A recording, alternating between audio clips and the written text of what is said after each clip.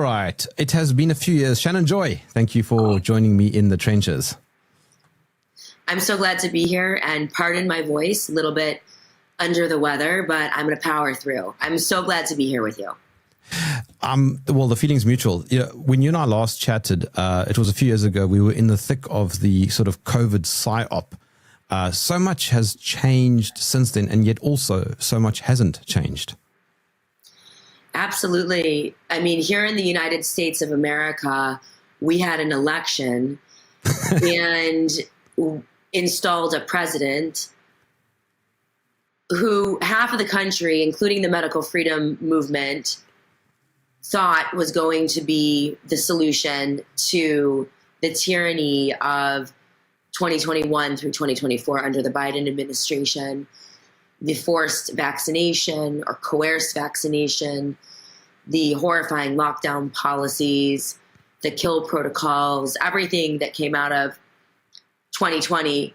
And it's interesting that in America, we elected essentially the guy who locked us down in the first place, thinking that he was going to come in and change things, especially with the installation of Bobby Kennedy Jr.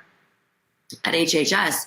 Everyone thought this was going to be a revolution. This was going to be, we were going to get the truth about the lies surrounding the pandemic. We were going to get the truth about the vaccines. We were going to take the mRNA shots off the market. We were going to hold accountable the people who deployed the kill protocols and the anti-human just authoritarianism that we saw. And interestingly enough, Jeremy, like nothing has happened. Like there, and we have all sorts of other problems. But did you expect something to happen? Well, I didn't. Like you? No, I never did. And you know, this is why I'm somewhat of a pariah in America. I mean, I've built a very large platform. I'm independent, so I'm not left or right. I think that both political parties are, horrifyingly corrupt. But I really believe it. A lot of people will say that word. You'll see people, uniparty, and they'll say that they believe that the two parties are working together in tandem to push a anti-liberty and technocratic agenda. But, you know, without fail, every 4 years, every 2 years, when there's an election, 6 months before the election, and then 3 months before the election, they all line up into their columns, and then they all begin to repeat the old tropes of the partisan divide, and they shuffle into the voting booth, and they pull their levers. It's a pageant here in the U.S. for one side or the other. And so we continue to be mired in this process, even though our rhetoric as a culture has changed a bit. We are still kind of in this lock grip of the two-party political paradigm that we cannot get out. It's a death spiral because I believe, Jeremy, that absolutely the parties work together. They work in tandem, and we have more of actors in our country than anything else. So, I mean, your president literally is is a TV show host. Oh, Jeremy, I believe that what we're witnessing is literally reality TV, loosely scripted reality TV. And Donald Trump is not, he doesn't have power inside. He's a puppet actor. He's installed. He's, you know, and so nothing, I mean, the insanity of what we're seeing in the U.S., I mean, we are devolving into a banana republic. Our government has been shut down for a month. And I don't know that they'll ever really open it again, because all of the larger mechanisms, a shutdown doesn't really mean a shutdown in the U.S. It means certain non-essential, massive budgets, but non-essential agencies are not being funded because Congress cannot enact appropriations. So the money to pay for the things, among other things, you know, involved in a shutdown. Certain key elements of the government are never shut down. So all of those are still in place. They're still working, 75%. I don't know if my percentages are on and off, but 75% of the government is still functioning. But now they have this nice little slush fund on the side, right? The perfect example, Donald Trump just got a private benefactor to pony up $130 million to pay the military in the U.S. And our military personnel got their paychecks on October 15th, which they weren't supposed to, from a private benefactor. Meaning essentially, in the U.S., we have the equivalent of a mercenary military force. We have, it's like the mafia. It's, we have private entities, no congressional oversight, no transparency, and it's unclear who they work for. I mean, you work for the person who pays you. So now we, the people, aren't paying our military anymore. It's coming from private benefactors. It's insane. It's insane. What do you think is going on? I think we're witnessing a coup d'etat in the U.S., a second. Trump initiated the first with the lockdowns of 2020. That was a military operation. That was a DOD operation. Yes, yes. People don't realize that, by the way. It's because Maha, again, was just psyop over psyop over psyop, layered and intertwined. And so Maha came in. I believe that Maha is a psyop. I believe that MAGA is a psyop. The medical freedom community, in my opinion, was infiltrated and redirected through Maha. And tragically, Bobby Kennedy Jr., who was a champion for 20 years and achieved an enormous amount. But he made the decision to align with Donald Trump and enter the belly of the beast, which is Washington. But don't you think he meant well? But don't you think he meant well? They all do. They all do. Mm. They all do. It's a hubris that is very human, right? And it's something that we have seen throughout human history. This is nothing new. If you go back 5,000 years in human history, you will find, I'm a Christian. I believe in Christ. I've read my Bible 3 times, from the book of Revelations from Genesis to the book of Revelations, in multiple versions and translations. And you go back into, the beginning of human history, and these same types of things play out, right? It begins with human hubris, meaning, well, I'm going to be the guy that can go in and shake things up. I'm going to have the moral clarity and the ability to do things. And they all go in thinking that they just need this power in order to do X, Y, and Z. But invariably, they go in. The dirty little secret is that you can't get to Washington, D.C. unless you compromise severely. And most people, you have to do one bad thing after another. You have to tell one lie after another. And we watched Bobby Kennedy Jr. begin to lie to his constituency from the very beginning. From his very first speech, he wouldn't even say the word vaccine. His very first speech, ending his campaign and lining up with President Trump, I don't even believe mentioned COVID-19 vaccine or COVID. But it was also, do you remember how he was speaking with a forked tongue? He said that the measles vaccine was the best way to treat measles, and then Children's Health Defense kind of they distanced themselves from that statement, and then he had to do damage control and so on and so forth. Oh, that was just the beginning. That was just the beginning. Now Bobby Kennedy Jr. testified in front of a joint committee hearing about 2 months ago and said, I'm paraphrasing here, my goal is to have every American citizen on a wearable device in 4 years. Yes, so, I remember. They want to use AI technology to create 500 new well, not, these are two separate. They want to use AI technology to create new forms of vaccines to that's treat Stargate. cancer.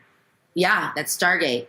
There are 5, not only is the COVID vaccine still on the market, the poisoned bioweapon is still being distributed through HHS and promoted by HHS to pregnant women and babies, by the way. That was a lie when they said that they were changing their recommendations. They are not.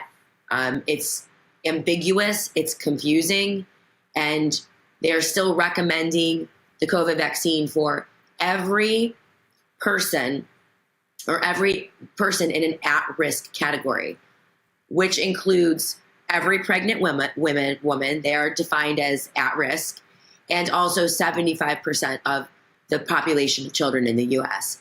because they have asthma, allergies, ADHD, any version of adverse event. So they're lying, they're playing games, and, they're also developing and fast-tracking more than 500 new mRNA technologies right now. And so Jay Bhattacharya, not a single penny from NIH, that's our National Institute of Health, not a single penny to study the mechanisms of harm from a vaccine. They are absolutely abandoning the vaccine injured. They won't even acknowledge the vaccine injured.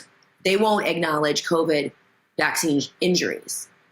But they're pumping billions and billions into the development of new mRNA technologies, aerosolized vaccines. But you Shannon, name it. Shannon, come on. We all know it's 5D chess. We know this because Q told us. No, Jeremy. No. I mean, I think in the US, we might, aside from China, we're probably the most propagandized culture on the face of the planet. It's insane. QAnon, psyop. And, by the way, I called that out. Jeremy, your audience will love this about me. I'm that girl. I'm the girl who's going to tell you those pants make your butt look big, right? Like, not to be a jerk. I want you to look good, right? I want you to look good in your jeans, and I'm not going to sugarcoat it, right? And so I told my audience, now, as I mentioned, I'm a Christian, I'm a conservative, I have Christian conservative values. I believe in liberty, though. I believe people should have the right to worship in the way that they want, as long as they're not, encroaching on our civil liberties.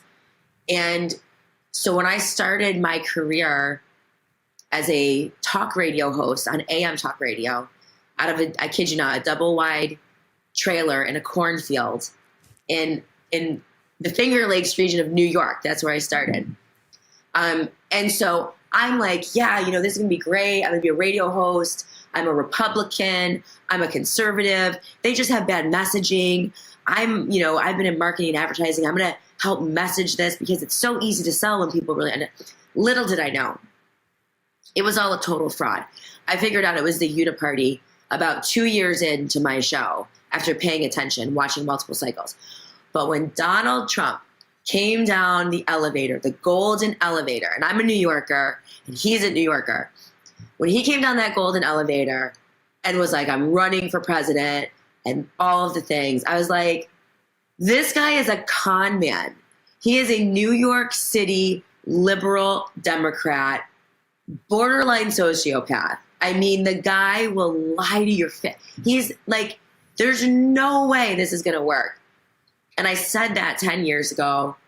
And I feel like I'm Alice and I've went down the rabbit hole and things have just gotten crazier because I never thought they would buy Donald Trump to begin with. I'm like, this is ridiculous. He's a reality TV star. This is not real. But lo and behold, the psyops are so powerful and sophisticated. But I mean, hold on. The counter argument that I've heard a few times is that, well, he's better than Kamala Harris and Joe Biden for that matter. Yeah, that's a tactic. That is a diversion and a tactic. And it instructs us as humans to choose the lesser of the two evil. So, yes. But they're all middle management anyway. Well, yeah. But the thing is that, if you choose the lesser of two evils for an extended period of time, you end up with just plain evil because it only descends. So, yes, my guy is a demon, but your guy is a worse demon. And so then the apparatus instructs us to choose from the two demons. And then we have to compromise our values. In order to play the game, we have to compromise what we believe as humans and what our principles are, because we hate the other side, or we fear the other side, or we're in a full-scale cult on our side. And so this paradigm of the false choice is incredibly damaging and eroding. And I think we are at kind of the bottom phases of the cynicism and the lies and the distortions and the corruption and the evil. Donald Trump just a couple days ago posted an AI meme of him in a plane with a crown on his head, a video dumping feces all over the United States of America. And the protesters, people who, they're liberal Democrats at the No Kings rally, primarily, but they were exercising their God-given natural right to express their opinions about government. They were exercising their right to free speech. And they were peaceful, by the way. And I went to a No Kings rally, by the way, and there was no Antifa. Yeah, there was no Antifa. There was no violence. There were no blue hairs. I didn't see any LGBTQ at all. They looked just like you and me. They looked like the protests that I led 4 years ago when the government was locking down. So their trick, and it's a trick, and when I say it's sophisticated, I mean that it's sophisticated, because they get us to make false choices by frightening us and scaring us and dividing us from the other side. But it's the equivalent of choosing between Satan and Lucifer, stage 4 cancer or a heart attack. Those are the choices that they're giving us. And they always start with, well, he's better than Kamala. Okay, that is low level thinking. And anyone who thinks that way has failed politics 101. They've just failed. Because that's BS, right? Like, in a sane world, you can say this person aligns more with my values than that person, right? But we're just saying this person is less evil than my person. We need to reject that. The culture needs to reject that. You sound quite jaded, though. I mean, who wouldn't be? I'm completely jaded. But Jeremy, I'm such a Pollyanna. It's a duality for me, right? Yes. Because I believe that we can have a bright future. I believe that humanity can persist. I believe that we can break out of this. I know that because... Well, that's the question. How? Okay. And this is why I sound jaded and cynical. In order for us to do the things that we necessarily have to do as a species of humans and as a culture in our countries, you're in Africa, I'm in the United States, you spent some time in China. Each country is going to have to figure this out on their own. And here in the US, each state is going to have to figure this out on its own, and each family. It's going to come down to the individual, the family unit, the locality, your local government, to fix these things, because they are playing for keeps. They put this in motion. It's happening. We can't stop it. And there's no party that's going to save us. Politics will not save us. Donald Trump won't save us. Biden won't save us. Kamala won't save us, right? But in order to realize that, you have to acknowledge how corrupt they are in the first place. And that's where the cynicism comes in, right? It's like, you've got to acknowledge that these people are vicious predators. that you can't get into a position of power unless you're a sociopath or a psychopath at this point, I believe. It wasn't always the case.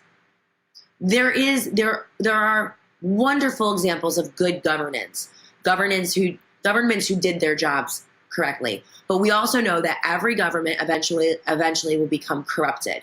Every institution, because they're man-made, will eventually become corrupted. So it is our job, wherever we are in history, and this is cyclical. It's not, oh, this is the worst time in human history. Believe me, like the fall of Rome was pretty bad. Nazi Germany was pretty bad. We've had lots of worse times in human history where evil escapes in just a breathtaking way and takes the lives of millions, if not billions of people. We are at war, but it's not country versus country. It isn't D versus R. It is humanity versus these various power structures who have been able to accumulate so much power. But they don't have that much power. They need our consent. We have to play ball. And so the way to win is to stop playing ball. I don't know that I will vote in another election, Jeremy. I'm not sure that I will. The culture is doing amazing things. Our culture revolted against the lockdowns, and we were able to wrestle ourselves out of lockdown. And here in the US, 35 to 40% of Americans refuse the shots, okay? That's our lesson. We're in the next phase. It's going to be economic and digital tyranny. And our job is to find each other as a culture, help each other, share information, refuse to be afraid, refuse to fall into the false political paradigms, and then refuse to comply and give them our consent. I'm not going to give you a digital ID. I'm going to use cash. I'm going to spend only 2 hours on my phone every day and spend the rest of the time outside with my family. I'm going to embrace analog and humanity. And yeah, certain people might want to do the whole tech thing. Move to Shanghai if you want to do the tech thing, right? If you want to live in a technocracy, go for it, right? But we don't have to do this. We have choices as humans. And it always comes down to a choice. I've said many times, in fact, I was actually saying to you just before we started recording that one of the reasons why I love living on the African continent, South Africa more specifically, is how backward we are. I love it. I love it. So, we have such a useless, broken, infrastructural, inept government that it'll take many, many more years for us to catch up with all this technocratic New World Order nonsense that's happening, on your side of the world. And you don't have to. You don't have to. What do you mean? You guys don't have to catch up. I don't see technocracy or techno-fascism as catching up. I see it as devolving. It is a devolving and a retarded humanity.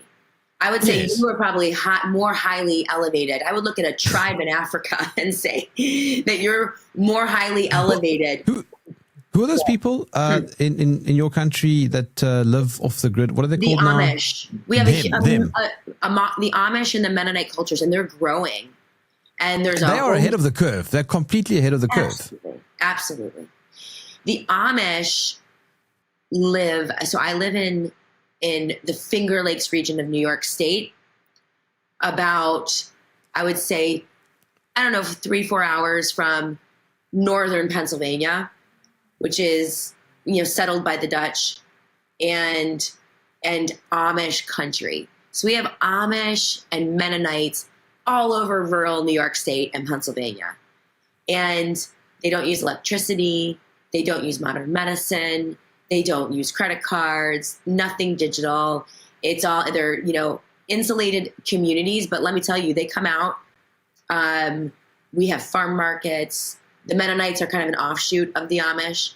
And they just live. I mean, they've got it made, right? Like, they just live within their communities. They don't play ball with the technology. And I don't think all technology is bad. I like technology. But it has to work for me, the human. If it doesn't work for me, then fuck you. I'm not going to use it. That's kind of my mindset. And I'm not going to, as best I can, I'm not going to take your digital ID. I'm just not going to play ball. And so our job is to just throw wrenches in everything, set up parallel economies, refuse to comply, organize locally, just throw a million wrenches because they're not nearly as powerful as we think they are. And I don't think they're as nearly as technologically advanced as we think they are.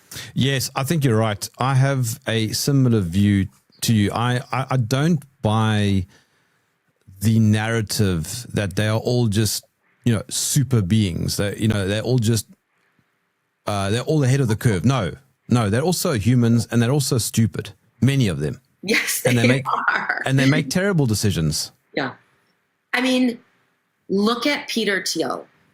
He looks like a corpse. I'm 100% certified organic human. Okay. And if you put me up next to Peter Thiel, he looks like Skeletor. His face is set. Look at Elon Musk. Elon Musk does not look healthy. Donald Trump does not look healthy. The majority of the people running things look horrifying.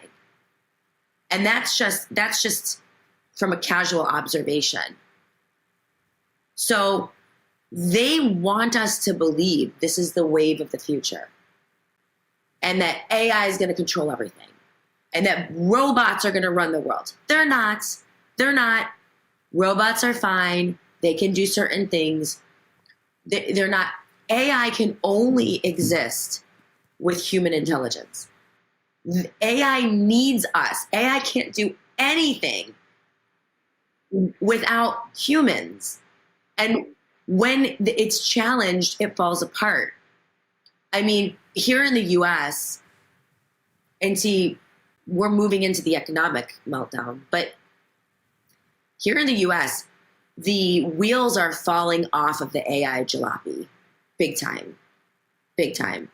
Everyone knows about the NVIDIA, Intel, Magnificent Seven circular investment strategy, which is basically, I mean, there's no there there. They're not making any money.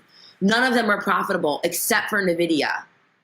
And the AI is falling apart. They're being sued for copyright infringement, and you can't take people's human creations.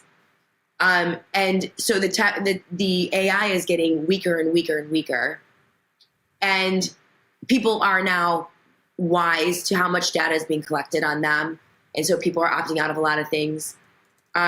So it's definitely becoming more evident that there's really no there. And people are going to, I think, we're going to be asked to choose either a global technocracy or versions of global technocracy in each of our countries or not. We need to say no. And if enough of us say no, then humanity will flourish for the next 100 years. But do you think enough will say no, though? Yes, I do. Okay, so you aren't all that jaded. No, we don't need that many. You literally, and the vaccines fell apart. No one's getting vaccinated in the US anymore. Like, women aren't vaccinating their children. Like, hide your wives, hide your kids. Like, the vaccine narrative is completely falling apart. And that is because of the COVID vaccine. And that is because 35% of the American population fucking refused. They're like, you can throw me in prison and I'm not going to take that vaccine. You can take my job. My mother and my sister were both fired from their non-medical jobs for not taking the vaccine, right? People lost so much. But now, so here, what do you have? A minority of Americans just saying, screw you, we're not doing it. Everything falls apart. The exact same thing can happen with technocracy. And you don't even need 35%. 10 to 15%. If 10 to 15% of humanity says, we're not going to play, and not playing could mean not taking a digital ID or using any of the government-sponsored digital currencies, right? That might be tricky. It's scary. We're gonna have to figure. We're not gonna know how this is gonna shake out, right? They might collapse the economy. They might collapse the internet. They might push us into, World War III with nuclear weapons, which will probably be like dropping nukes in the middle of the Pacific Ocean and play act. I don't even believe there are wars anymore. Like there's so much theater out there that I could see that, and they kill enough people with shots, right? They don't wipe out humanity with guns and tanks. That's way too messy. They just use the tip of a needle these days. Hold on, Shannon. Something that has bugged me for a while, though, and maybe your observation is different. But now that the COVID era, quote unquote, is over, people around me seem to have gone back into their slumber. Have you noticed? Have you noticed the same thing? Yes. Yeah, that's part of the psyop. And you also, it's very hard to be heightened like this for an extended period of time. I think you and I are crazy. For sure. Yeah, like I've been like this for 10 years. And I also want to add to what you're saying earlier about Trump as an outsider.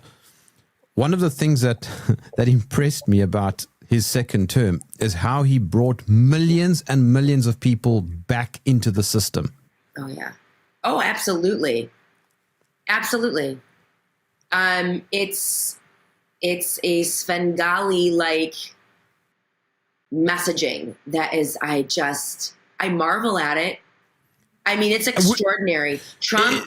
This is why millions of people make excuses the whole time for him, because their ideological like for him, excuse the pun, trumps what that the fact that he actually is just middle management and he's part of the machine. Right. He's been set up as a hero, and they do this. Really good example of this is the Charlie Kirk assassination and the deification of the victims. Now, Charlie Kirk is a victim. I'm not saying that I'm not going to make any statements about that assassination and what I think about it. But wow, you're welcome to. I don't need more trouble. Okay, I don't need more trouble. But Trump began this with the raid on Mar-a-Lago and all of the lawsuits and the perp walks and the handcuffs. Right? It's victim casting, right? And you pile that onto the fact that they're traumatized, right? How do people get pulled into a cult? How do they get pulled into the psyop or into mass formation psychosis? We understood how that happened during COVID, right? People were terrified that they were going to die from this deadly pandemic that is killing everyone. And what did they use? They used bots and trolls on the internet. They used paid influencers. They use left-wing news media. They use right-wing news media. They use social media. They had already gathered an enormous amount of psychographic data and demographic data via social media on every one of us. So you and I we both have like a digital avatar out there. It's a copy of us. It's a digital copy. And they have information, and they know what makes me tick, and they know what makes you tick. They know your fear triggers. Your fear triggers are different than my fear triggers. They know what makes you happy, what spurs the dopamine. They know your religious values, your financial situation, right? They don't have everything, but they know enough. And what they do is they tailor the messaging via the bots and trolls and the algorithms to traumatize us. Okay, and the emotional reaction is very real. We're in the simulation. What they're delivering to us is very fake, and it's synthetic. But what we're feeling is very real, and so then we act out from that. And that is why people literally put 7 masks on their face and wore filthy rags over their nose and mouth for like 2 years. That is why people locked themselves in their homes. That's why people allowed their loved ones to die alone, isolated, and tormented in nursing homes because they were so terrified. And so then when you're in that state, what do you need? You need a hero. You need someone to save you, right? And so then they come in. What exactly? They come in and they set up your hero. But the hero isn't really a hero. It's part of the simulation. And so it's that cycle of trauma-based. 9/11 was trauma-based fear control, but it was very real. An assassination of Charlie Kirk is trauma-based fear control on a mass level. And you're seeing now the deification of Charlie Kirk. People worship him. They align him like Jesus Christ, and they will demand that fascism, is deployed, or tyranny is deployed in order to avenge Charlie Kirk. Now we're going to watch this play out with the Democrat Party right now, because the Democrat Party, all of the people you saw at No Kings, and they were probably geofencing at No Kings. They were probably gathering data on every single person that turned out. Millions, about not hundreds, but tens of millions, I believe, turned out. And I went to one. They're right now in the process of the trauma-based the fear-based trauma control of the Democrats. I believe these are my assumptions, and they will be so frightened of what Trump is going. And that's why Trump dumps feces on them, and that's why they poke them and they terrify them. And he does all these crazy radical things. They're going to elevate for the Democrats likely if the two-party thing is fun. There's cracks in it, right? If the Democrats fall for it, they will elevate a new Democrat anti-hero that will suck up all of their energy and distract all of them. And then they'll demand fascism so that their anti-hero can come and beat our anti-hero. But really what's happening at the end of the day is they're working together, and we're just descending deeper into the abyss. The answer is human, is being human. And knowledge is the first step. Like, my children know when they go on the internet that when they open up an app, and my 17-year-old daughter actually just on her own deleted her TikTok app, which I thought was fascinating. But my kids, I have a 19, 17, and 13-year-old. They know when they go into the app, the question they should say is, what does this app want me to think today? How does this app want me to feel today? What algorithms are being deployed at me when I go on Twitter or Facebook or Truth Social or TikTok or Instagram or or Rumble or any of the right-wing, what is it that how do they want me to feel? And then it's a constant. Once you have that antenna up, it'll never come down. It'll never come down. And you'll start to see these things very fast. Like, I can spot these things in a millisecond at this point because I've been trained to. I've trained myself to. Everyone can do that, and people do that instinctively as well. And so, I'm pretty confident that there's going to be a backlash against everything technocratic because it's fucking crazy. It's crazy. And no one wants it. Shannon, do you think, though, that... How do I ask this question? Okay. Do you think that we are part of a type of Luddite percentage of the population who just doesn't like progress? No, not at all. Technology isn't progress. And technology has been around since the beginning of human history. And every 100 years, some new technological advance comes around, and they say, this is the way that it's going to be, and now things are different. Humanity hasn't changed ever. Humans are exactly the same as they have always been. And what do we do? We're born, we learn something, we grow up, go to school, learn, we fall in love, we get married, we have children, we plant gardens, we build houses, we live, we have emotions, we throw graduation parties and weddings and all of the things. We live. We will always do that. Go back to the Old Testament, read the Old Testament. They do all the same things that we do. There is corruption, there's greed, there are bad people in every culture, in every time in human history. And in every time we have technological advances it ends up wiping out a ton of people who are, who fall into the trap. And then we adjust, we acclimate, we accept, we take the things of the new developments and the technologies that we like, that work for humans, and we throw the rest out. And we've done that forever. So to me, it's not Luddite. Human thinking is elevated so far above technocratic thinking. And anyone who tries to lie and say that that is not the case, they're deceiving you. They're absolutely deceiving you. But why do you think that it's the minority of people that are pushing back? Because everything happens in the margins. All the movements, everything happens in the margins of humanity.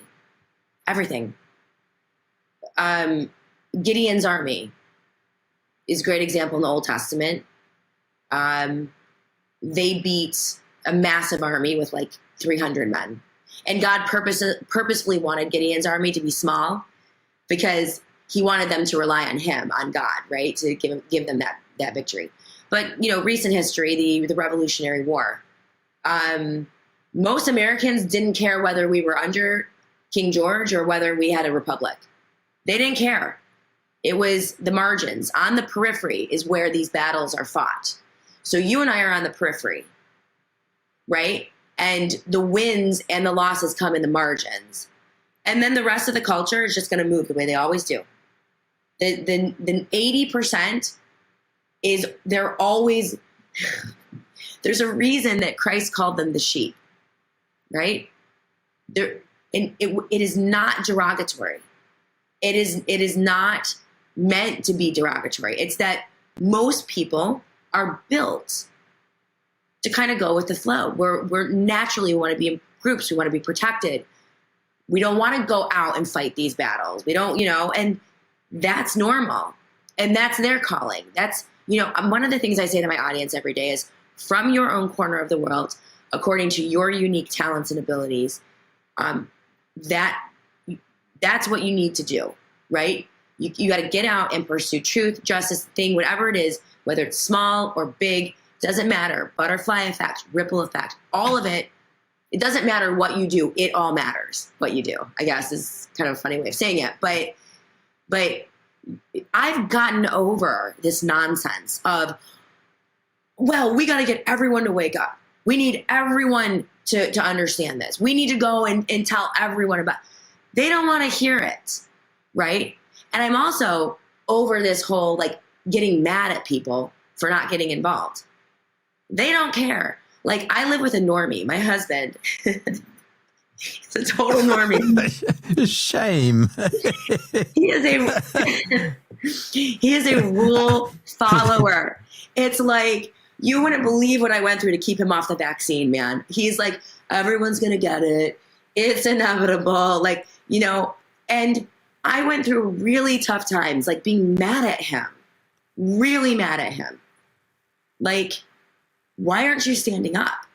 Why aren't you on a street corner, protesting with me? Why aren't you, and I had an epiphany at one point. I'm like, because he's not seeing things the way I'm seeing.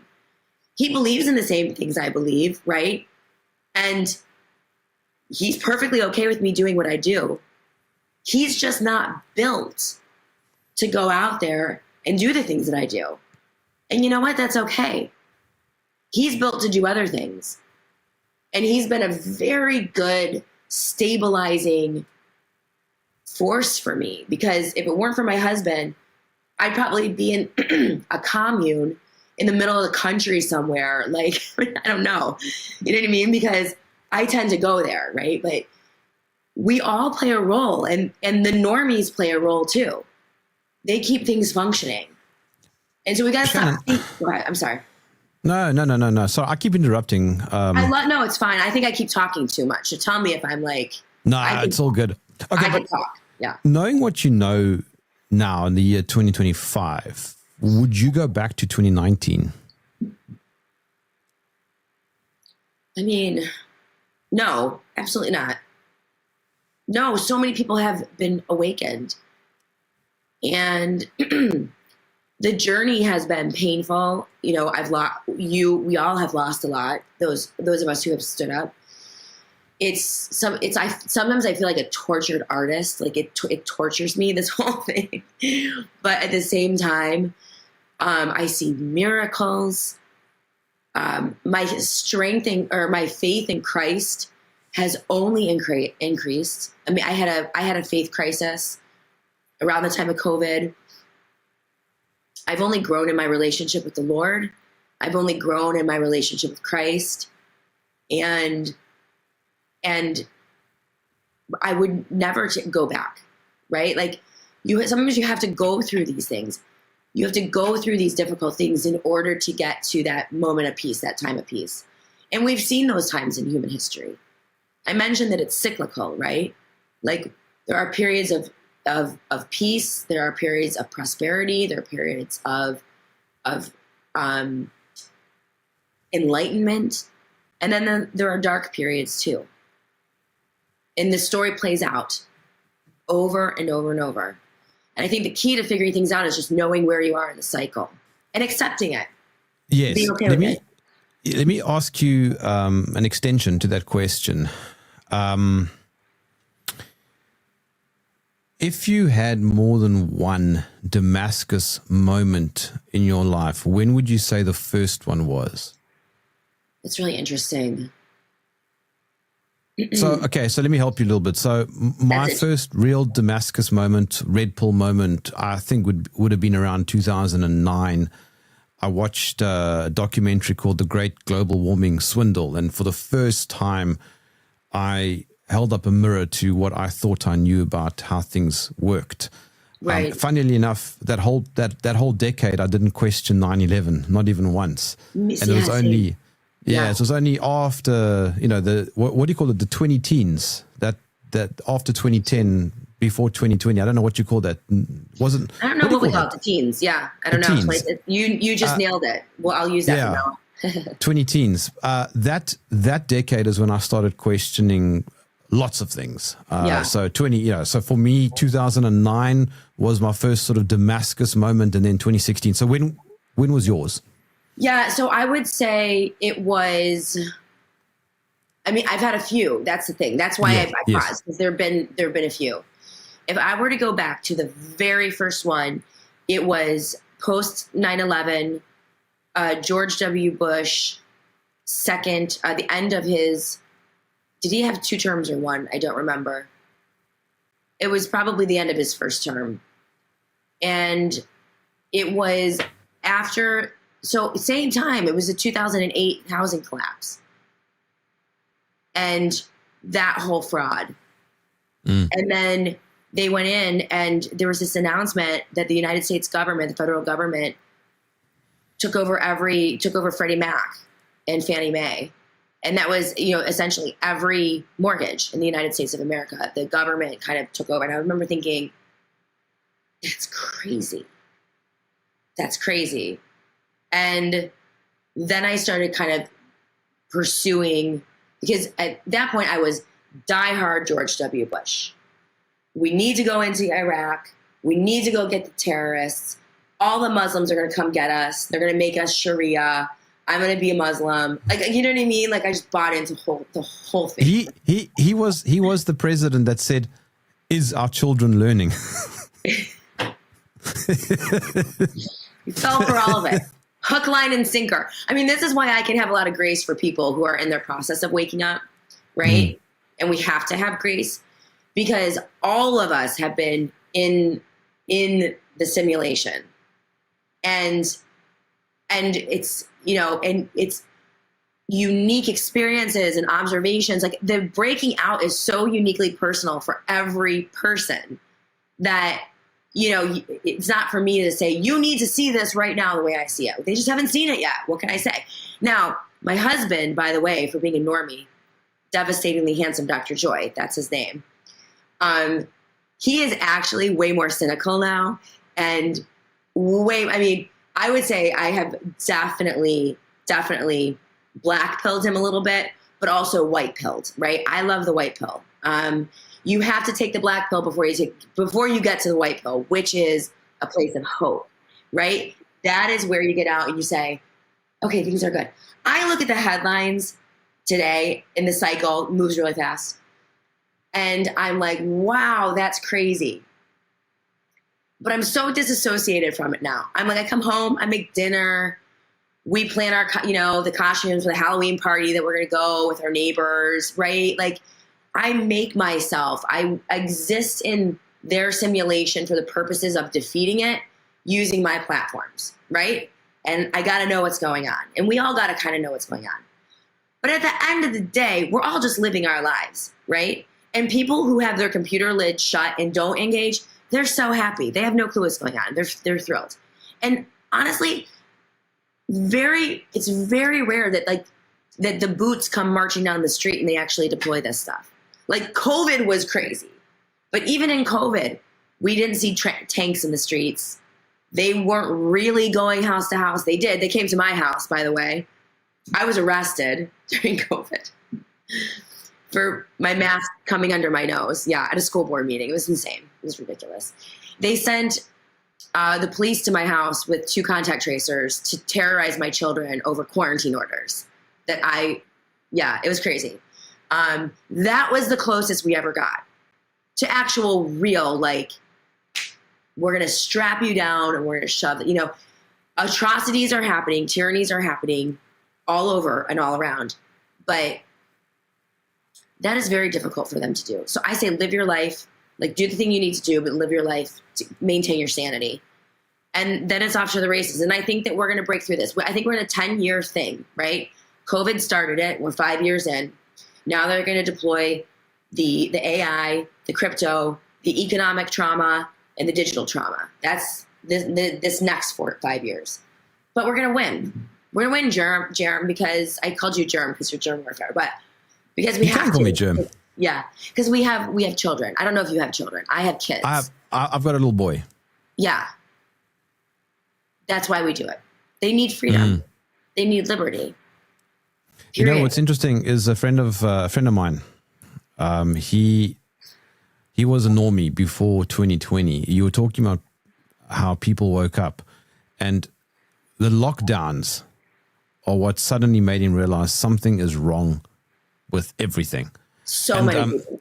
Yeah. I love, and I've said this multiple times, but I don't know if you saw my show that I did with Jessica Hockett, and if you haven't, I strongly recommend you go and watch it. She's great. So Jessica Hockett. Okay. Yeah. So she has spent years looking at the New York data from 2020, and basically what the hospitals were putting out and what aligns with reality, et cetera, et cetera. Basically, there was no pandemic, and the whole thing was a psyop. But she said on my show, I started out in 2020 looking at the New York hospital data, and I ended up asking, did we land on the moon? I think that right there, that summarizes everything. Absolutely. Absolutely. And it all ends with the aliens, right? I mean, every conversation always ends up with the aliens, right? It's so true. She nailed it. It's true. Like, you question everything. But what frightened me the most was when I started questioning my faith. And I didn't really question my faith and questioning God. That was the most frightening thing to me. And I didn't so much as I questioned the church and these institutions. They all locked down. Christians, people that were supposed to be my people, were like the worst of the worst. And they recommended vaccines, many of them. Oh my God. In my church, they were thanking God for the vaccines in morning prayers after they had been shut down, after they voluntarily shut down. That was such a crisis for me as a believer. And so that was the only thing that frightened me. But then, God reveals himself through scripture and through prayer and through faith, man, just trusting him even when it's dark. I mean, I almost lost my business. Again, I mentioned how I was arrested, handcuffed for a mask slipping beneath my nose. The school board meeting when I was trying to free the children. Handcuffed, really? Handcuffed, yeah. It's a great picture. I mean, now it's funny. It was horrifying at the time. My husband was horrified, again, the normie. My children were horrified. It was at their school. And they're like, what did you do? What did you do? The entire community. It was horrifying, utterly horrifying. I can laugh about it now, but, so there were so many things when it was just black. When I would come on my radio show, I had a radio show at the time. Now I have a podcast. I'm live every day, right? I've got to say something. I can't hide. And, but there were days when I would I think I cried the first 6 months of COVID lockdown because I knew the second it happened that nothing was ever going to be the same. I knew that something had cracked, was in motion, and that my life would never be the same. I knew it. And so I went through this period of mourning, deep, deep mourning. I started smoking again. So I'm smoking like a troll in my basement, crying, smoke. I'm like, this is the worst thing that's ever happened. And I gave that up again. Good. I'm off the cigarettes. But it was that difficulty though drew me so much closer to God, so much closer to God. And now, man, I don't know if there's anything that could shake my faith. There's nothing. I know that there's a natural God. I know that he created us because no technology is as majestic, sophisticated, or complicated as what he created, nature and humanity. And the fact that we can create life as humans, that I can have babies, like it's just miraculous. It's miraculous. Then you look at technology and it's like, oh my gosh, this is the dumbest fucking thing I've ever seen in my life. Like it doesn't even hold a candle. And they try to create life. They can't do it. It's just, so the journey has been wonderful. Traumatic, torturing, but at the end of the day, wonderful. And the more miracles I see, when you're out on a limb the way that we are, where you're like, I don't know what to say. I don't know where the money is going to come from. I'm going to lose my career. All of these things that are necessary when you're standing up and speaking out in truth. Then you're so far out on a limb with God that you see miracle. I see miracles. I'm like, oh my gosh. Like when something goes wrong these days, I'm like, that's your problem. God, I'm like, go take care of that, God, because I can't. I don't know what to do. And he does, So I guess that's my story at this moment. And I'm excited to watch other people wake up and us move into a place of truth. We can do it. That's a great way to end the conversation. Okay, Shannon, how can my audience follow you? So best way to, get everything would probably be my website. People can support my work. I'm independent. So outside of the political paradigm. So independent contributions and, bottom up crowdsourcing is always important. So they can go to my website, theshannonjoy.com. It's theshannonjoy.com. And you can access my daily show. But I'm live every day at noon. So I'm on Rumble, Twitter, Freely TV, Roku TV, Apple TV. I'm on YouTube, Facebook, Substack. And if you just search Shannon Joy or Shannon Joy Radio, that's my handle on most of those accounts. And but the website's probably the best hub to get everything in, to get linked up with everything. Shannon, I can't believe I'm going to say the dad joke, but it has been a joy. Oh, that's my real name, by the way. People think it's a stage name. That is my middle name. Yes, my real name. Yep. Now, luckily for anonymity, people can find out my last name if they want. But no, my mother named me Shannon Joy. It's on my birth certificate, and I appreciate it. No, it's a great middle name. I think so. Yeah. Well, yes, I agree. And by the way, it has been an absolute pleasure after so many years. I think you should come back, but not after as many years. A whole lot sooner than that. But for now, Shannon, thank you for joining me in the trenches.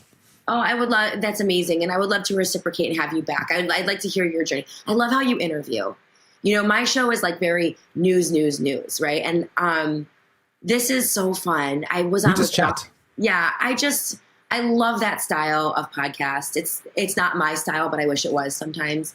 I've just kind of fallen into what mine is, but it is a joy. I'm really glad we were able to do this, and I hope to collaborate with you a lot more in the future.